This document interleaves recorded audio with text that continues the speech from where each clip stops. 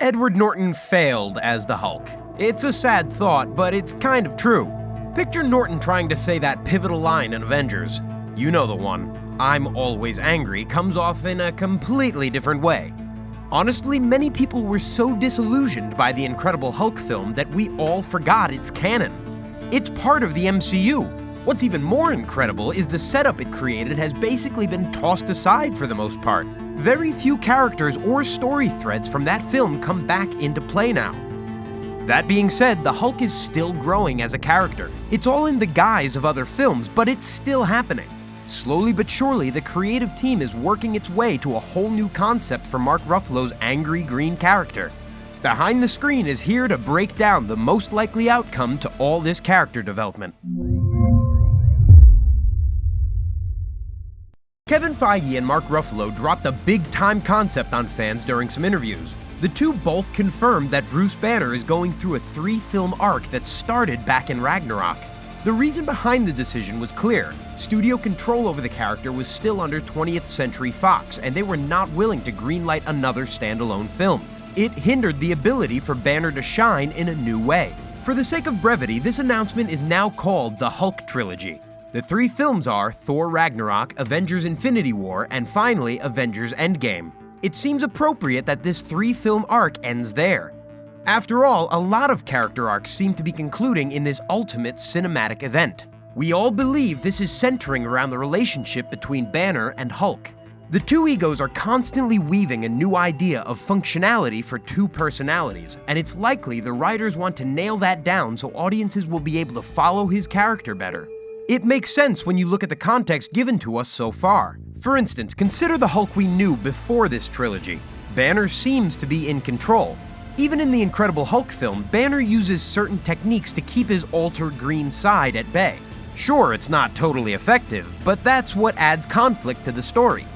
Then, when Ruffalo took over in the Avengers film, audiences saw a new approach to their relationship. However, it's not that different.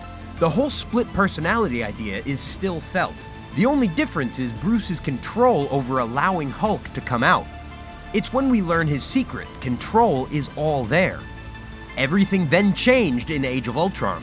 Control is succeeded to Hulk after his head is messed with by Scarlet Witch. At least that seems to be the likely scenario. All we know is the fact that our big green hero decides to fly out to the stars to seek a new life. Who makes that decision? It's not Banner. Which brings us to the first film of the trilogy. Honestly, Ragnarok felt like an entirely different film in every way. The comedy aspect is amped up, which is new. The more bizarre part is the way it set up new personalities for all the characters we see. Thor is more easygoing, and Loki is more charismatic, if that's even possible. The biggest change is Hulk. The battle with Thor reveals a new side of him. Here is the monster among men actually talking and showing off his personality. Now sure, some of his dialogue is simple for comedic effect. However, we see a not totally angry version of the Hulk that is capable of revealing new characteristics. We learn that he hates punny Banner, which we totally understand because why would Hulk like his alternate ego? Banner doesn't like Hulk all the time either. The twist comes when Hulk loses control after seeing the message from Natasha. Suddenly, Banner is back in the driver's seat, and the way he puts it, he was in the trunk the entire 2 years his alter ego was running the show. That's a whole new dynamic. When push comes to shove, Banner can't trust his old system. Giving control to Hulk is no longer as easy as it used to be. The team can't just say code green anymore. Still, for the final battle, the green guy comes to knock out Fenris the Wolf. On a side note, that fight is awesome, and we are so thankful that he shows up for that. Not to mention, we get that old joke of Banner face-planting in the ground after jumping out of an aircraft again. Man, that one will never get old. So that's the start of the trilogy. It continues further in Infinity War, which, man, if things were complicated after Ragnarok, then they were only to get more complex in this follow-up. We're gonna do our best to lay out the path this film takes. In the beginning, Thanos shows up to wreak havoc on the nearly defeated Asgardians. He knocks out the entire ship, leaving only a few people alive. Turns out Hulk is waiting in the wings to surprise attack the Purple Titan. The two fight? Well, saying they fight is being generous. Thanos kicks the snot out of the Hulk. Literally embarrasses the man. This changes the relationship even further. Banner is the survivor of that attack only because Heimdall uses the Bifrost to Rainbow Road him back to Earth as a last-ditch effort. Bruce then lands in Strange's sanctuary to deliver the warning. The next thing he knows, the children of Thanos are descending upon New York. But there is an issue. He can't turn into the Hulk. Again, it's played off as a joke in the moment, but it is significant. This is the first time we ever see the Hulk refuse a fight. Holy cow, that needs to be emphasized. The Hulk, with no Thanos present, refuses to come out to smash. That's his whole getup, yet he spites his destiny. Their relationship is at its most broken point. Then the final battle happens. Bruce refuses to sit on the sideline, but the big problem is his lack of a green companion. It's decision time. This is the fulcrum point for the entire trilogy as we understand it. Banner finally no longer needs Hulk. He is acting on his own accord. The moment signifies a new confidence in the character. His goals and motivations are now entirely shifted. From the initial dilemma presented in the first movie of the trilogy, the end of the second film offers up a solution to that problem. Banner seems capable of refusing to go in the back seat. Hulk appears to be the weaker personality between the two now. The gawky, low-confidence scientist we are first introduced to is now a warrior. That's going to make a difference. Heck, he even yells at the Hulk for not coming out because the big green guy is scared of the even bigger purple guy. All of these little hints to an arc are apparent. It's the only way to build a character through 3 movies where he is a side character. Every time he is on screen, it needs to advance his changing relationship. But what does that all mean for Endgame? Well, let's retrace our steps really quickly. Remember the Incredible Hulk and how its story seems to be lost on the wider MCU?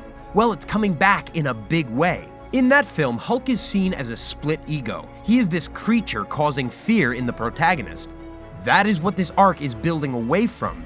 The most logical conclusion is come to a more well-received version of the Hulk. Now, yes, that may mean a lot of things, but one character theory seems to be more popular than any other.